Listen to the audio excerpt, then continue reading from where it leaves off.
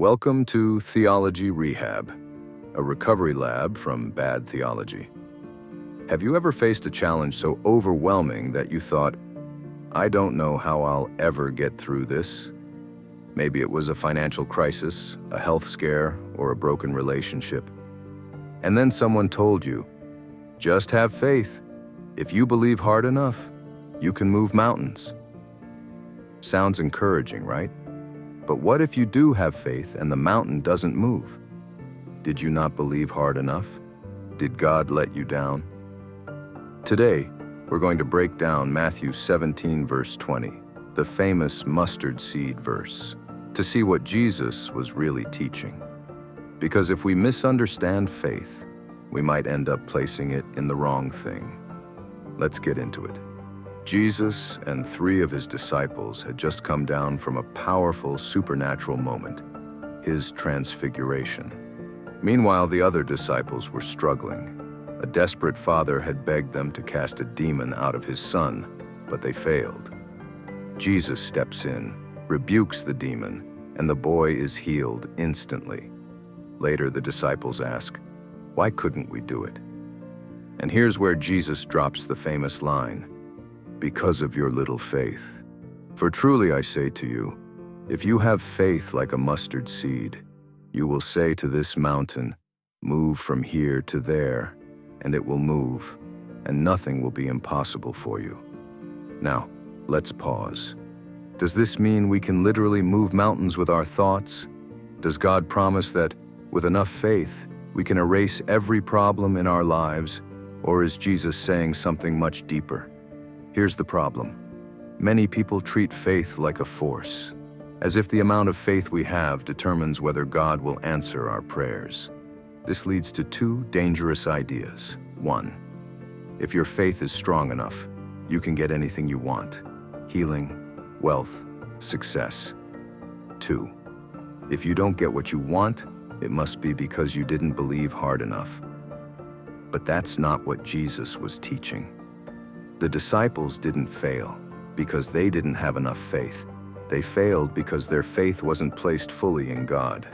Faith isn't about believing harder, it's about trusting deeper. Jesus wasn't giving his disciples a supernatural life hack for getting what they wanted. He was using a common Jewish metaphor.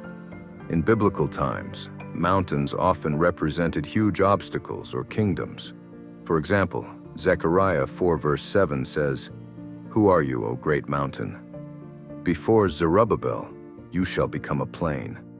The mountain in this verse represented an impossible challenge, rebuilding the temple after Israel's exile. So when Jesus said faith could move mountains, he wasn't telling his disciples to go outside and start rearranging geography. He was saying that true faith in God can overcome obstacles that seem impossible when it aligns with his will. The disciples had cast out demons before. Jesus had given them authority in Matthew 10. But this time, they couldn't do it. Why? It's likely they had started relying on themselves. Maybe they thought, "We've done this before. We know how this works." But faith is not about experience. It's about daily dependence on God. The moment we start trusting in our own ability instead of God's power, our faith weakens, even if it looks strong on the outside. This is a warning for us today. Are we trusting in God? Or are we trusting in our own wisdom, skills, and past victories?